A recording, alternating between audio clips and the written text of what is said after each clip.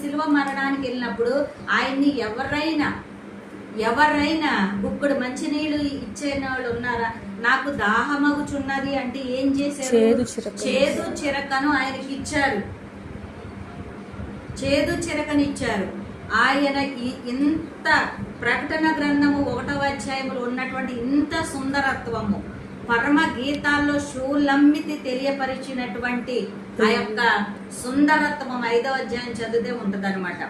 ఆ సుందరత్వము ఆయన ఏమైంది? ఎవరి కోసం నలుగు కొట్టబడ్డాడు ఆయన? యెషయా గ్రంథంలో చెప్పబడినట్లు మనమందరము గొర్రెల వలె త్రోవ తప్పిపోతుమి. ఎవరిష్టం వచ్చినట్లు వాళ్ళు త్రోవకి తప్పిపోయారు కాబట్టి వాళ్ళందరినీ కూడా సరిచేయడానికి, తీసుకురావడానికి ఆయన కొండలు, కోనలు, లోయలు తిరిగి తప్పిపోయినటువంటి మనల్ని హక్కున ఒక చోట చేర్చడానికి ఈయన ఏమైపోయాడంట? తన్ను తానే పాప పరిహారార్థ బలిగా అర్పించుకున్నాడంట. హల్లెలూయా. అలాంటి ఆయన్ని మనం ఏం చేసాము? ఎన్నిక చేయకపోతిమి.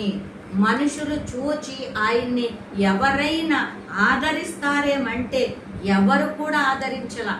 ఆ తల్లి వెరోనికమ్మ వెళ్ళి ఒక వస్త్రాన్ని ఆయనకి ఇస్తే ఆ వస్త్రముతో ఆయన ముఖాన్ని తుడుచుకున్నాడు. తెలియనటువంటి కురేనీడైనటువంటి సీమోన్ని ముందుకు తోసి సిలువ మొయ్యని చెప్పి పంపించారు. ఆయనకి తెలియక ఈ దేవత అనేటువంటిది తెలియక ఆయన మోసాడు.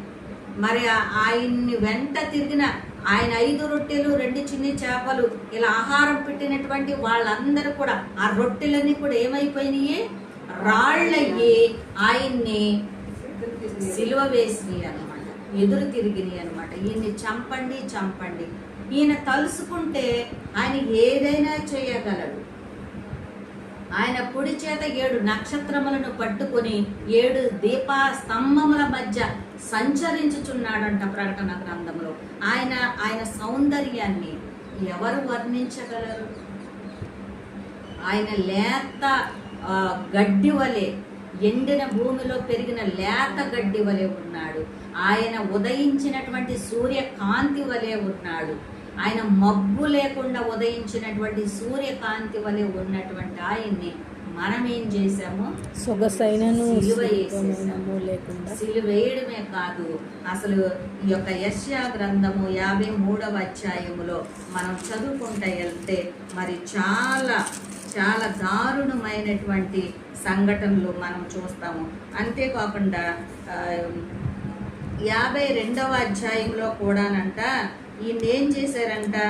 మళ్ళీ